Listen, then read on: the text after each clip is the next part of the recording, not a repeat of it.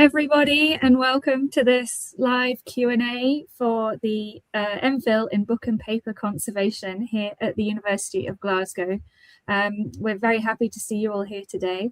I'm Dr Sally Tuckett, and I'm a senior lecturer in the history of art and the Kelvin Centre for Conservation and Cultural Heritage Research, and I'm here to help facilitate the discussion and guide the questions that come through. So with me, I've got two members of staff that teach on the programme and a current student. And what we'll do is we'll introduce everybody around the screen. We've got some discussion points that we can then get going. But if you have any questions, please do put them in the comments and I'll feed them through as we go along. But if we could just kick off with introductions from everybody, and I'm going to work around my screen. So Christina, would you like to go ahead first? Hello, I'm Christina Young. I'm Director of the Kelvin Centre for Conservation and Cultural Heritage Research, and I also jointly convene with Pasquale the course on Book and Paper Conservation programme. Great, thank you. And then Pasquale? So I'm Pasquale Segura, and I'm lecturer at the moment of in the program of Book and Archival Material and Conservation and Paper Conservation and co-convenor with Professor Young. Thank you, Pasquale. And then we have Charlotte, who's one of the inaugural students on the programme. Charlotte. Hi, I'm Charlotte. I'm just currently studying my first year in Book and Paper Conservation at the Kelvin Centre. Wonderful, thank you. We're going to hear more about what your experiences are later and go through that. So like I said, we've got some discussion points, but if you do have any questions, please put them in the chat and we will answer them as and when they come up. But to get going, it feels like a sort of cheesy chat show, really.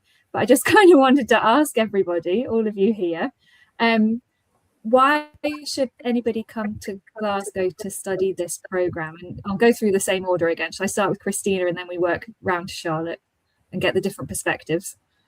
Well, actually, partly the reason why the programme came to Glasgow is because we have fantastic collections within the university itself, archives and special collections.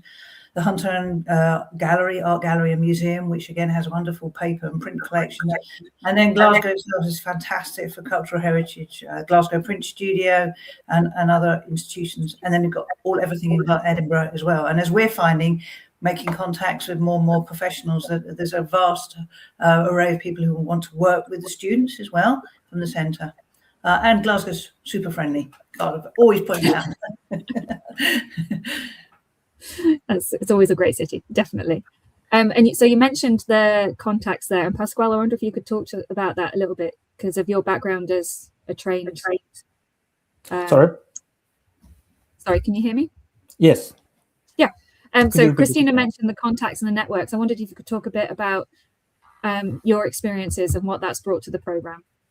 My background is in book and paper conservation. I have been working previously in where I'm living at the moment in Edinburgh, in the National Archives of Scotland. But I have been working internationally in different countries, in Estonia, in Ireland, and also in the States. I have been working in different places. So yeah, I think that the Kelvin Centre and the program itself we have a big network of contacts and also within the Scotland and UK. Thank you. And so these professional contacts, was that something that interested you, Charlotte, or what in general, what drew you to this program? Well, firstly, it's such an amazing program. Just looking at it on the website straight away, it's definitely one of a kind. Also, it's up in a beautiful place in Glasgow. There's so many different things to do up in Glasgow. So much culture, so much history, and I was just so drawn to it. As a history undergrad student, going into looking into conservation, looking at all the different courses that are offered around the UK, I was just so drawn to the Glasgow Book and Paper Conservation because it's so specific, but it's also got a wide variety of different things to learn about as well. So I just knew I had to come to Glasgow and do this course. Would you be willing to give us a brief summary of what this first year has been like for you? Because it's a 2-year program, so you're coming to the end of your first year. What's it been like? What have you done? So much. So when I came in, our first semester was very much looking at all the different aspects of paper. We actually got to make our own paper as well, and we did a workshop at this place called Pulp where you get to make your own paper. We got to go and do a field trip at a print studio, which was absolutely amazing. I got to learn all the different techniques of printing. I learned the structure of paper, how it's made, what it can be made of. I've learned all sorts of different treatments, all sorts of different conditions that objects can be found in. I've worked with so many amazing professionals in conservation. We've had so many guest lecturers come, and it's been absolutely amazing. We've also, on the side, we've been able to look into art and paintings and learn about learn and develop our observation skills. We've gone all the way around Glasgow at different museums. We've been to Edinburgh and gone to so many different institutions. We got to go to the National Library of Scotland, and we got to meet professional conservators who actually work in the career. And it's been amazing, and it's been an amazing year, and I can't wait for year 2. And also I can't wait to do my placement, which I'm looking forward to as well over the summer. Oh, great. Would you like to talk a little bit about your placement, what that's going to entail? Yeah. So I'm doing 3 weeks at the National Gallery of Scotland, where I'm working with their conservator on pamphlets, drawings. There's also a little section of working on a pastel drawing and painting. And then there's also a little opportunity for me to work on outdoor sculpture, which is very interesting. And then I'm doing another placement down in Nottingham, where I'm working on architectural plans and maps. And that's something I'm really passionate about and I'm looking forward to work on. Oh, wow, so you've got a busy summer ahead of you. Busy but exciting. Yeah, busy and exciting. But so if that's coming to that's the placement is the end of their first year. Christina and Pasquale, I wonder if you could talk a little bit about, because that brings us to what the general structure of the program is. So Charlotte's given a sense of what the first year is like. What's the second year like in the program? So as Charlotte said, they've done many different things. Kind of the first semester, very much in some sense, is a survey of what's there, and then what goes on in the second year is a deepening of those practical skills. With practical time, probably I'd say was increased, and then very specific skills which they'll develop even further because the program splits. More and more as you go through the 2 years for those who are elected for paper conservation, those who are elected for book and archival materials conservation. So then the practical work kind of becomes more specific. Obviously, they still have joint lessons for things that are relevant to both, but the practical work becomes more specific. And then they have their own conservation projects. Well, they have a single, or not necessarily a single object, but typically a single paper or related object or book and related object to work on as a treatment. So that's kind of developing those skills to make to have a autonomy, to be reflective, but also then to take their own research and their own practical skills forward. And there's augmented with additional lectures on research methods, so they understand the process of research to support their practical work, but also looking forward to their dissertation, which they do would be this time next year for the students who are there. This time next year. Which is an in-depth research project, which can be object-based, but it can also be quite highly theoretical, highly experimental on an area, that the profession makes like very relevant, or the student would like to pursue for themselves. So it's kind of building on the skills. We have core skills, developing skills, and advanced skills, and those units build the practical conservation skills, augmented by lectures, and as Charlotte said, workshops and study trips as well. Wonderful, thank you. And could you explain a bit about how the 2 tracks work? So you've got book and archives and paper. How does that work in practice? Are students all on the same courses together, and then it's a different assignment, or what? Very much in the first year and first semester they're working together. So understanding the fundamental, they all went to Pulp to make paper. They all need to understand basic materials that they'll find in either book, archival materials, or paper. And then it's got more specialised as we've gone towards the assignments at the end of the first year. So their final assignment, which goes toward the final degree, goes for the book and archival materials students, then they would work on an object like that. And for the paper students like Charlotte, they work on a paper-based object. And that will be true for the conservation projects. So there is a common shared unit, and some of those units actually are with textile conservation, so preventive conservation, which they all learn. They do with the textile conservation, and dress and textile history students, who, if they take the elective. And then also research methods, again, is a joint course with other students within the Kelvin Centre. So there's core skills, transferable core skills specific to their discipline, and then with practical work, it's really where you start to see them separate into their disciplines, because certain skills, especially in book conservation, which require many hours of practice, and for most people that will be something they've not had an experience of. Some of that they might have, but a lot of that will be new to them. Wonderful, thank you. I mean, it's just making me sound, I want to come and join this program. I want to do this. All this. I wondered then if we could talk a bit more about the practical experience as well. And Pasquale, it's come through, like, we now get a sense of what's happening on the program, but how much is practical versus theory based? And on the practical side of things, what kind of objects are the students working on? How are they gaining these practical skills?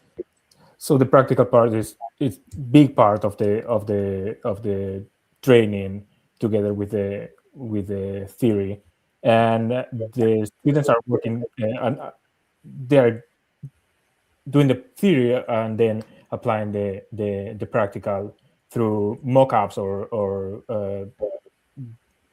different kind of objects that we are getting from different institutions across Scotland and UK, and so they're working actively in real objects, real heritage. Depends of the line of specialization, if there's books or art on paper or paper-based objects. Sorry, I think I'm going away from the question. No, any information is useful. Yeah, so the balance between practical and theory, and what they get to work on. Where do the objects come from? Are they generally within the University of Glasgow? Are they coming from other places? Yeah, for example, we work actively with the special collection from the University of Glasgow, but at the moment we are having we are engaging with different organizations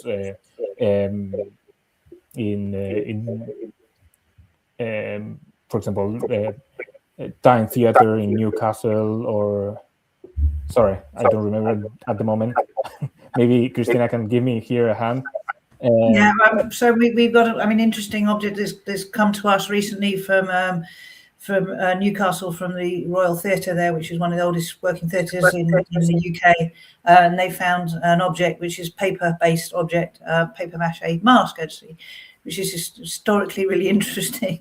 So and as people are aware of what we do, then we're being offered objects from National Trust of Scotland, discussions with other institutions down south, where there's kind of big projects going on that I would like our students involved, and manuscript collections as well, where there's opportunities in different parts of the UK where they have a manuscript project for the students to become involved, or objects to come to us. We got a punk poster appeared 2 weeks ago, which was actually quite historically very interesting, and needs lots of conservation. So, did you say a pub poster? A punk, PUNK. Oh, punk. Yeah, from an early band in Glasgow, and actually, that counts as paper. It's quite interesting. That was brought to us. We're working with all the institutions, for objects that are suitable, and we have kind of go from working with mock-ups to working with de-accession material to working with accession material for a collection or a private collection. So they're kind of building up that the confidence of the student to work on, as it were, real objects that require conservation. And as soon as and as many, as Pasquale says, we have 2.5 days a week in the studio doing practical work on average. So that's key to the profession that you build that, and it's the hours spent doing that will make them great conservators. And that 2.5 days a week will put you in really good stead for the workplace that Charlotte mentioned. So do all students do a work placement? All students do work placement. In fact, this year, I think at least 3 of our students are doing 2 work placements. So Charlotte's going to Nottingham, and she's in Edinburgh. We have one student who's going to Tate and may also be doing some work at HES, Historic Environment Scotland, and another student who's going to a Royal College of Arms and also to a paid placement to National Library of Scotland. So they all got placements, and we're working already towards placements for next year's student, and places are offering, like the Bodleian Library are considering whether they can fit a student in next year for us, and other institutions are also looking at that because they're keen to, the profession's keen to support the programme. So yes, it's shaping up well for next year. That sounds wonderful, and I think that brings us really nicely to the next point, which I think something that anybody who's undertaking further study, a postgraduate degree, they're keen to know about employability and skills development. And you've given a really great sense of what the different courses can offer, and the 2.5 days a week of practical experience. But could you talk a bit more about perhaps any of the specific techniques that will be learned, what opportunities there are for the students to gain specific contacts with the profession? You've already mentioned some already, but in terms of thinking about the employability of these students after the programme, if you would like to speak to any of those points. I realise I just threw a lot of them at you. Pascal, you want to talk about some of their practical treatment? Maybe? Yeah, regarding to practical, they do all the a wide range of practical work in conservation. They do techniques from different methods of physical and chemical cleaning, like understand different kind of adhesives for sizing, for consolidation of items. They go through preventive conservation and how this is involved in the protection of the collection, identification of supports, identification of media in the of the items. So yeah, they go also through theory of conservation and different international frameworks to work with heritage. That would be just a taste of what they do during the 2 years of the master. Thank you very much. I think maybe that's time to bring in Charlotte on that side of things. What are you hoping to get out of the work placement? I'm really excited to put all of the skills and all the theory and practice into practice and really enhance my skill set, my experience, but also confidence as well. To fully be able to immerse myself into this career path and to get as far and do as well as I possibly can. And the placement really gives that opportunity to be able to come out of the academic side and be able to look at what it's like working in working institutions and getting that feel, not only is what we'll be doing, but also the environments that you're going to be in when you're working potentially for the rest of your life. So that's quite exciting. So this is very much something you see as a career you want to enter into. I mean, it's probably a silly question because you've signed up for a 2-year degree for it, but just to check. Definitely. As I mentioned, I did undergrad in history, and none of the career options for me stood out until I managed to go to, I did a placement in my second year and I went to Barrow Archive Centre, and I met their conservator and she talked through all the different aspects of the career, and it absolutely shone to me. And it's definitely something I want to go forward and just work in, looking at historical documents, conserving them, and hoping to just keep them in the best possible conditions as possible for the longest amount of time. And that raises a really, really interesting point, actually, that perhaps Christina and Pasquale can answer, is what kind of background should somebody who's interested in this program have? Are there any expectations or minimum requirements in terms of previous degrees? So Charlotte's got history. Is there anything else that people should be thinking about if they wanted to apply for this? I think, I mean, we do have kind of a minimum requirement in terms of the chemistry. So that's kind of the key. And it's not too high level in the sense it's not kind of like A level, it's kind of GCSE equivalent, or so you put that in the Scottish term, that would be equivalent of a higher, probably, rather than a national. So, and that gives them just the ability to kind of think around the issues like preventive conservation, about adhesives, things like that. And then in terms of a kind of main undergraduate degree, that isn't specific. We have students who've done fine art. We have students who come from history, from art history, and different, and also languages. Is the way you think rather than what the subject is that I think is key for the students that we're looking for. They could be able to think methodically and have a inquisitiveness as well, and be able to follow things through, because every object they come across is like a puzzle, and that requires you to kind of unwrap it slightly, and requires you to be able to do research, or have an interest in using your brain as well as your hands all together in one go. And that's what we're looking for, really, someone who wants to bring those elements together. That's the key thing. So the minimum requirement is a first degree, and then a basis in chemistry.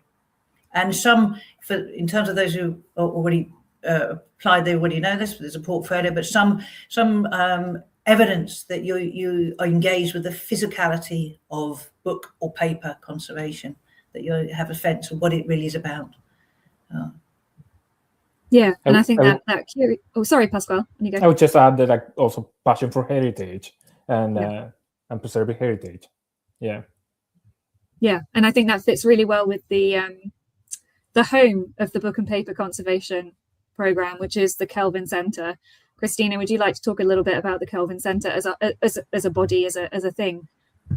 So within the Kelvin Centre, there's kind of two core elements, which is the postgraduate taught programmes, of which there's textile conservation, book and paper conservation, dress and textile histories, and technical art history. And then we also have researchers at PhD and postgraduate level who could be researching another element of cultural heritage, so it doesn't necessarily have to be program based.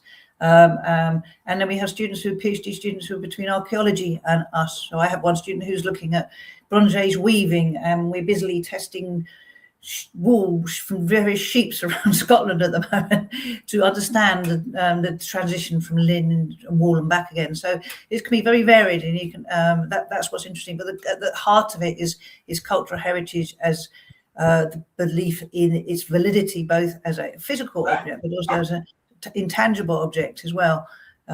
Intangible cultural heritage is important. Maybe not to the programs as much, because also we're teaching physical skills, but the understanding that it's not just that is irrelevant. It's about identity as well.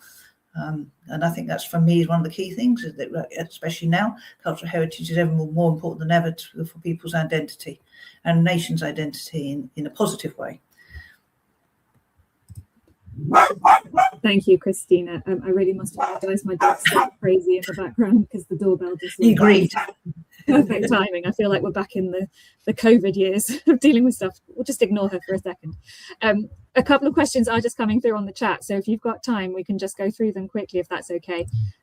One from Grace from the US. I was wondering if any pre-program conservation experience was a requirement for this program. So we mentioned the need for a chemistry education to a certain point, but do any students need any conservation experience prior to doing this program?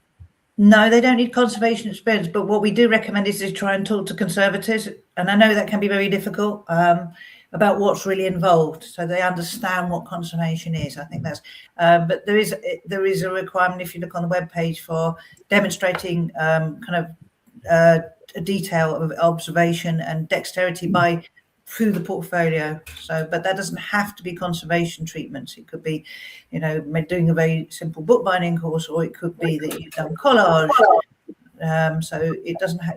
It's just showing that you're engaged with the physicality of the material, rather than that you've done conservation, but more an understanding by reading or looking at websites like the Getty website, like Tate, what actually is involved in the profession.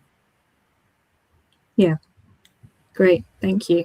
We've got another question about the requirements, which I think we've answered, but just to double check. I'm currently going to take the Chem for Conservators class through the IAP, but I have a BA in English and an MFA in creative writing. Would that fit well with this degree? That's fine. Okay, excellent, great. And then there's another question about how many students are admitted to the program each year. So Charlotte, how many students are in your cohort? So there's currently 4 of us all together at the moment. Yeah. 4 in the first year, and then Christina Pasquale, how many?